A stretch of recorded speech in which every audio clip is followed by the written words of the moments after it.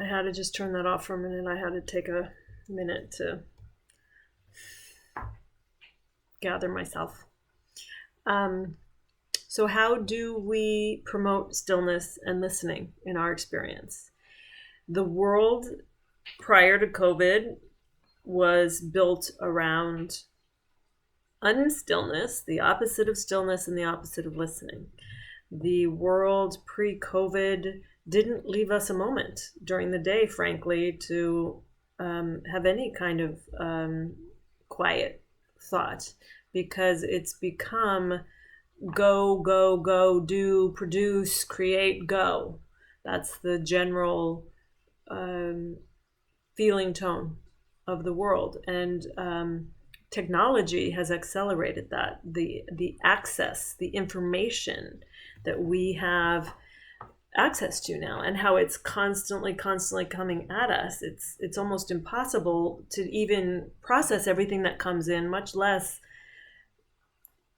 filter it, integrate it, and then be able to sit in the stillness and receive truly the depth of it. So I spent years, the part of my mind that is so hungry for information and knowledge and wisdom. Oh my God, I spent years online just taking in information, like just taking courses and finding secret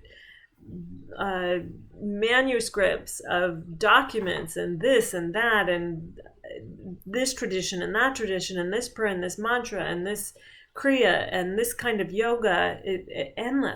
Endless searching, grasping, until I realized I got to get that part of me that really is very turned on by information and access to information. I got to chill her out. I need to calm the fuck down, and I need to stop taking in more information. I've taken in so much information that now is the time to allow it to digest and to move through my system and to boil itself down to the essence. I need to reduce it to its essence. And truly, at the end of the day, all of these little pieces, their essences, are all the same thing. It's all the same thing. I really could have just gone with one of them and arrived at the same place. So we have Yogi Bhajan is the guy who brought Kundalini Yoga to the West, or a form of Kundalini Yoga to the West. And he had this great term called infodimensia. And he spoke about this before the smartphone came. And he, him and the yogis all knew it was coming. And for sure we have that, right? For sure we have that. And so this is one of the ways technology uses us. And one of the ways that we can use technology, instead of allowing it to use us, we take hold of our fields, we become sovereign in our fields, we take hold of our lives, and we choose how to use the technology for us. One of the ways that we can do that is to really step away from all the ways we take in information through the phone. All it does is confuse the field. Find a couple of different places where you like to receive. Maybe, on Instagram, I have a handful of astrologers that I follow, and they're all different. They all have different angles of participation, which I like because it gives me a sort of a broader sense, and then I intuit what's apropos for me. And so I avail myself to them. Get a couple of news sources that feel right for you. And make sure that they aren't all coming from the same angle. Make sure that they sort of cover different perspectives so that you can get a little bit more of a broader sense. And then leave the rest of it alone. Anything you're interested in, get a couple of sources and leave the rest. There's too much of it. It isn't meant for us to take in all of it. So simplify your interactions with information. And mostly, really, the whole point of taking in information is just to awaken and activate within your own operating system, this miraculous operating system of the mind and the brain. It's just to activate its own knowing. It has all the information. It is connected to the great cosmos, to the supermind. We can at any moment tune in through our body, through our mind channel, into the meta ray of information. It's all available to us. It isn't something we have to find in the virtual space and then bring in. It's all here. We just have to connect to it. So allow the information that we take in just to activate, turn on the lights of what's already inside of us. Everything you need to know is here. It's within you. That's it. And this year, more so than ever, this year and next year even, the word on the street is we need to keep to our own counsel. As the energies on the planet become more polarized, as the light grows, as people awaken, meaning more and more people come online into a higher frequency of knowing and understanding, and they begin radiating, they become lighter. As that raises, because it's a polarity, the density, the ignorance, the not knowing, the dark also grows. So everything becomes even more polarized than it was before, if that's even possible. So don't align yourself with either. Don't align yourself with either. Align yourself only with the wisdom that you experience within you, that you experience as a knowing in your own body and in your own field. The self is the guru. Don't get caught up in this polarization. This is a waste of your energy. Stay in the center. Stay in the neutral mind. This is the expert. This is where we go. And if you don't have a relationship with yourself where you can trust yourself, then the first step is to create a relationship of trust with yourself. I trust myself implicitly. I know that if I need an answer to something, I have one place to go, and that's on my meditation cushion with my breath into my own inner knowing. And the reason I know that that's there is because I've developed a relationship of trust with myself. I didn't always trust myself. And the way that I developed a trust with myself, first of all, I developed a relationship with myself. I began tuning within, understanding my astrology, etc., everything I talked about. Also, becoming a person of my word to myself. Years ago, I've repeated this often, some of you have heard it, but I love this teaching. Years ago, I can't remember, it was one of the yogis, I was listening to them. It could have been Yogananda's teacher in India. And he said, if you tell yourself, if you wake up in the morning and you say, I'm going to buy a newspaper today, and then say you go to the local coffee shop and there's a newspaper laying there, free, somebody bought it and read it and discarded it. Still buy a newspaper. Don't take that discarded one home and not buy a newspaper. You told yourself, I'm going to buy a newspaper today. Make it true and buy a newspaper. Always do what you say you're going to do. So this does a couple of things. First of all, it's going to help you become really aware of what you say. We throw words away in our culture. We throw them away. They're meaningless. And words aren't meaningless. In the unseen, in the energetic realms, words create. Words limit and words create. Words expand. They do it all. They create. So don't throw your words away. Make sure you mean what you say and you say what you mean. So when you say to yourself, I am going to, and fill in the blank, you fucking do it. This is how you learn to trust yourself. You teach your own body that you're a person of your word.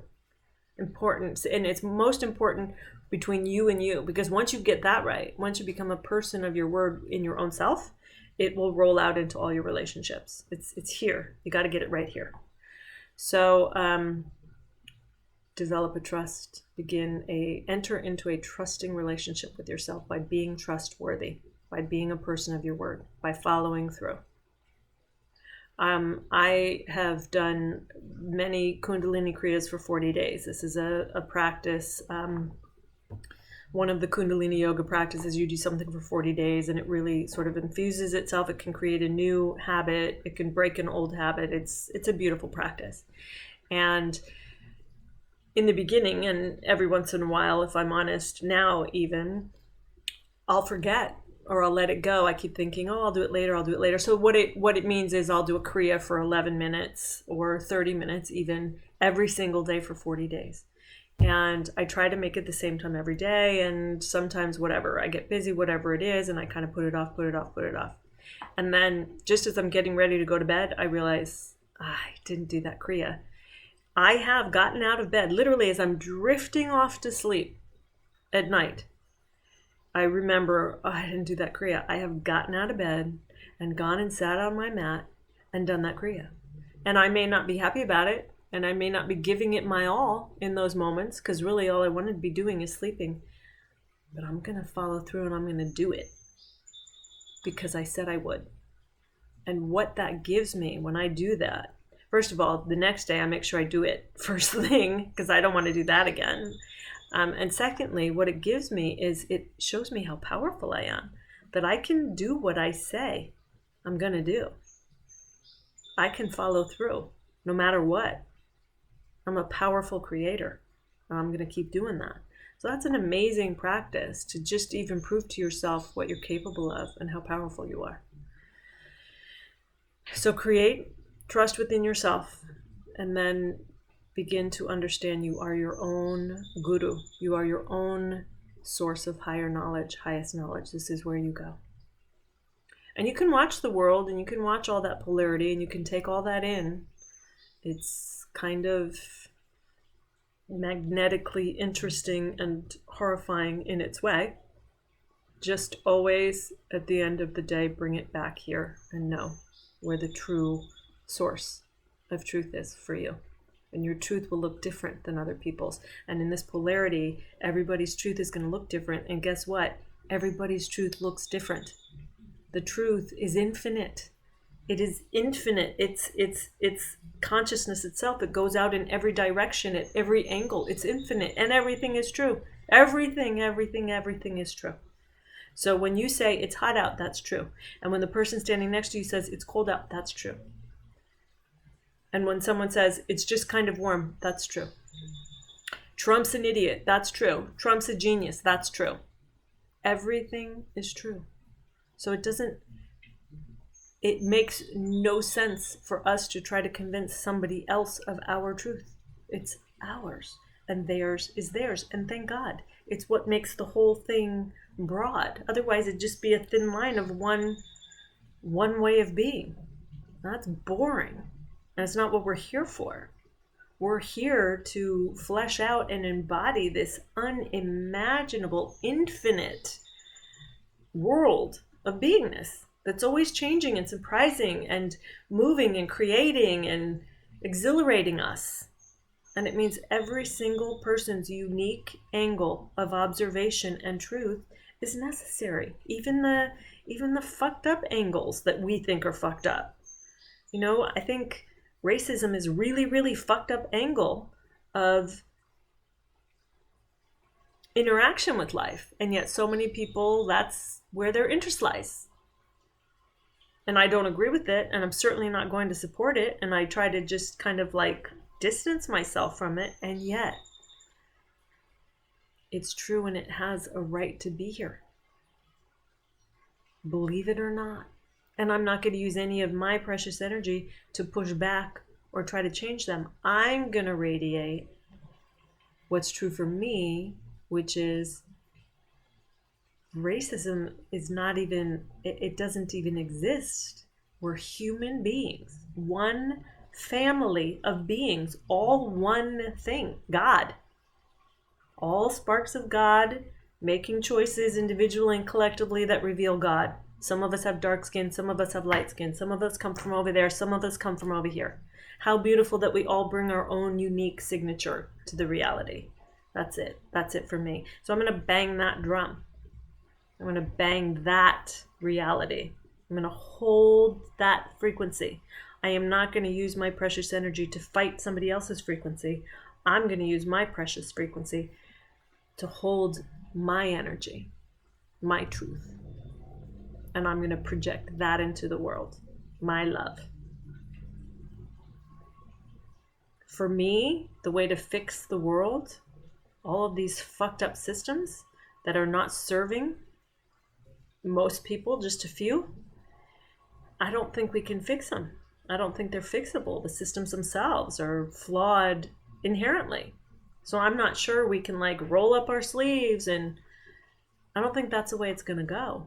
For me, the way I think it's going to go is enough of us doing this work, this light work, are going to be able to, find that frequency of love, that frequency of awakening, that frequency of understanding, of oneness, of knowing we're all one thing, God. Enough of us are going to be able to find our way into that frequency and sustain it like a hum that's always happening, because it is always happening. And when enough of us are holding that, that thing is gonna explode. How I see it in my visioning. Yesterday I had the most beautiful experience of a friend coming, dropping something by for me, and we socially distanced, had a little moment together, and we were talking about this, and we each had this vision together of that frequency moving across the planet like a wave, an energetic sound wave almost, moving through all humans, informing every atom and cell of every human as it moved through this awakening, this pink light coming first in the third eye and opening the heart. And in a moment, we all woke up to like, holy shit, we're all one thing. We're all love. I'm you, you're me, we're all love. And in that moment, not even being capable of war or harm or killing animals or mistreating any living thing. What a beautiful vision. So this is what I hold. I support those who are out there marching and changing things, grassroots organizations, all of that. I support that. I support that with my money. I support that with my resources, and I support it with my prayers and my energy and my conscious awareness. And yet, mostly my work is to maintain the frequency of love and oneness and wholeness and truth. All are one, all are God, all are one, all are God, all are awakening. Maintaining it like a hum so that I can be part of that first wave that allows it to be so everywhere in every heart. And that's coming. And I think it's coming in my lifetime, which, maybe 40 years left, God willing. It's coming. It's here. It's happening. This is it. So how beautiful is that? And this right now that we're in with the COVID, this is all serving it. This is the dark night of the human collective soul. And the dark night of the soul is always precedes the awakening. Every single time I've taken a major step forward in my conscious understanding, there has been a dark night of the soul preceding it always. That's part of the creation cycle of it. So I'm very excited for what's next. I'm very excited for what's happening. My heart also is broken over and over and over as I listen to people's experiences and how they're suffering, and that's part of it too. And yet I choose to mostly lean into the joy because it's unparalleled right now. So that's what my prayer for you is, that you lean into the joy, that you lean into the listening, that you lean into the trusting of yourself, remembering that you are the guru, keeping your own counsel. All good starts here, is inherently already here. Tune in with that. I love you, and I'll see you next time.